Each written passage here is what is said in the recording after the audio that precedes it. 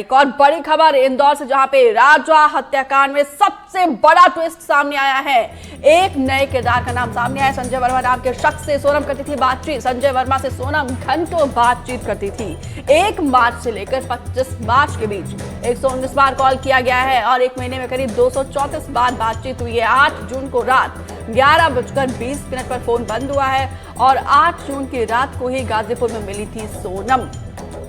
संदिग्ध युवक संजय वर्मा का मोबाइल फोन बंद आ रहा है। फर्जी नाम से फोन की सिम होने की आशंका जताई जा रही है। देखिए, एक के बाद एक क्लू मिल रहा है पुलिस को और चौंकाने वाले खुलासे हो रहे हैं। कभी लगता है कि गुत्थी सुलझ रही है, कभी लग रहा है उलझ गई है, लेकिन शिलांग पुलिस देखिए किस तरीके से हर एक एंगल से इस केस को बहुत ही गहनता के साथ, बहुत ही बारीकी के साथ, हर एक पहलू के तहत इस केस को इन्वेस्टिगेट किया जा रहा है। कल भी हमने देखा है किस तरीके से शिलांग के एक बड़े अधिकारी ने कहा था कि लव ट्रायंगल के अलावा हर एक एंगल से इस केस को इन्वेस्टिगेट किया जा रहा है। और अभी देखिए वही तस्वीर है जब शिलांग पुलिस सोनम के घर पहुंची। गोविंद जो लगातार सोनम के लापता होने से लेकर अब जब सोनम के खिलाफ यहाँ पे कार्रवाई की जा रही है, तो तब भी लगातार गोविंद जो है फ्रंट पर रहता है सोनम के परिवार की तरफ से। आज भी देखिए जब शिलांग पुलिस पहुंची तो उनको कहीं ना कहीं रिसीव करने के लिए गोविंद वहां पे नजर आया है।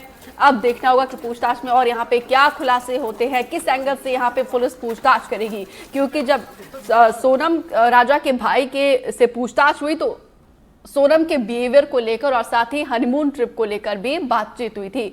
निहारिका ज्यादा जानकारी के साथ जुड़ी है। निहारिका, क्या बातचीत यहाँ पे शुरू हो गई, पूछताछ शुरू हो गई है सोनम के परिवार से शिलांग पुलिस की?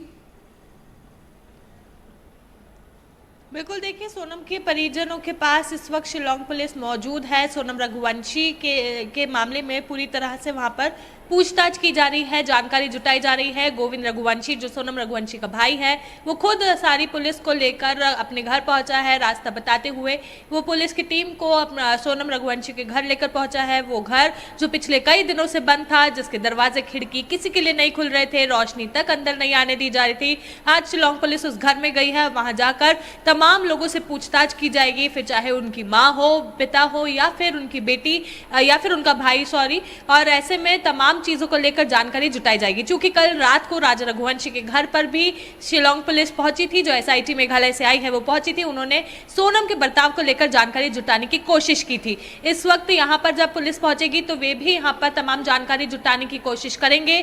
सोनम के पिता और माता से जानने की कोशिश की जाएगी कि क्या उन्हें अपनी बेटी के इस बर्ताव के बारे में जानकारी थी, क्या उन्हें इस पूरे मामले में कोई भी भनक थी। चूंकि ऐसा पहले कहा जा रहा था कि सोनम की मां को सोनम ने पहले ही इंटीमेट कर दिया था कि अगर मेरी शादी की तो उसका भुगतान जो है वो आपको करना पड़ेगा, और अब उसके बाद राजा रघुवंशी की हत्या उसका सबूत थी। ये सूत्रों के अनुसार जानकारी मिल रही थी, जिसके चलते अब सोनम के परिजनों से भी एसआईटी पूछताछ करेगी। और जब पूछताछ होगी तो कई बातें इसमें से निकलकर सामने आ सकती है। अभी जो पूछताछ करेगी पुलिस, उसके लिए मेघालय पुलिस यानी कि मेघालय से एसआईटी खुद इंदौर पहुंची है और इंदौर में इस वक्त सोनम के घर पर मौजूद है। पहले राजा रघुवंशी के घर पर पूछताछ हो चुकी है, अब सोनम रघुवंशी की बारी है। और ऐसे में उनके माता पिता और उनके भाई सभी से पूछताछ होगी। हालांकि गोविंद से पहले भी पूछताछ हो चुकी है, लेकिन कल फिर पुलिस ने कहा था कि गोविंद भी शक के घेरे में है। चूंकि सोनम रघुवंशी के सारे ही परिजन शक के घेरे में है, यही कारण है कि अब सभी से बारी बारी पूछताछ की जाएगी। कल पहले सोनम जहां रुकी थी किराए के घर में, वहां पर भी एसआईटी पहुंची थी। रात को राजा रघुवंशी के घर पे पहुंची, उस दौरान सचिन से बात हुई, विपिन से बात हुई, जो दोनों ही राजा रघुवंशी के भाई हैं। उसके बाद उमा रघुवंशी जो राजा रघुवंशी की मां है, उनसे बातचीत हुई। और अब आज सोनम रघुवंशी के घर पर जाकर उनके परिजनों से बिल्कुल निहारिका देखना होगा कि कब तक पड़ोसियों से भी बातचीत की जा सके। पूछताछ के बाद और क्या नया खुलासा होता है। लेकिन निहारिका ये बताइए जरा, जो संजय वर्मा का कनेक्शन निकलकर सामने आया है, इसको लेकर आपके सोर्सेस क्या कह रहे हैं, क्या पता चल पाया है संजय वर्मा के बारे में? और देखिए, बिल्कुल देखिए, जो सिम का नाम आ रहा है वो संजय वर्मा का है। उसी सिम से, उसी नंबर से सोनम ने घंटों बात की और सोनम ने ही वो वाला नंबर जो है वो तब उससे बातचीत की जब सोनम अपने घर पर रह रही थी। यानी कि मार्च के समय पर करीब 120 बार घंटों तक बातें हुई सोनम रघुवंशी और संजय वर्मा की। लेकिन अब ये संजय वर्मा क्या किरदार है, इसने क्या रोल किया है, क्योंकि संजय वर्मा की एक और संदिग्ध हरकत सामने आई जब 8 जून को रात को करीब 11:20 पर संजय वर्मा ने अपना व्हाट्सएप बंद किया और उसके बाद से अभी तक लॉगिन नहीं किया है। 8 जून ही वो तारीख होगी आपको और हम सभी को याद है, वो पूरे देश के इतिहास की वो तारीख है जब सोनम रघुवंशी अगले दिन 9 जून को सुबह यानी कि दरमियानी रात करीब 1 बजे गाजीपुर में मिली थी एक ढाबे पर। तो जब 11:30 बजे संजय वर्मा का नंबर बंद होता है और उसके बाद सोनम 9 जून को 2 घंटे के अंदर ही मिल जाती है, तो ये सारी चीजें एक ऐसे षड्यंत्र का संकेत दे रही है जिसे पुलिस लगातार ढूंढ रही है। अब संजय वर्मा का नाम सामने आया है, हालांकि अब वो कौन है, उसका किरदार क्या है, उसने क्या काम किया, उसने किस तरह से उन्हें सपोर्ट किया, क्या कहीं सोनम का और उसका किसी तरह का कनेक्शन था, इस तरह के तमाम सवालों को लेकर अब शिलांग पुलिस इस पूरे मामले को सुलझाने में लगी हुई है। देखिए, जहां लगता है कि गुत्थी सुलझ रही है वहीं एक नए किरदार की एंट्री होती है जो गुत्थी को इस तरह से उलझा देता है कि पुलिस को ये समझने में समस्या होती है कि आखिरकार आरोपी 5 ही है या फिर इसमें और भी लोग जुड़े हुए हो सकते हैं। क्योंकि पहले भी कहा जा रहा था कि इसमें और लोग सामने आ सकते हैं, ये सिर्फ एक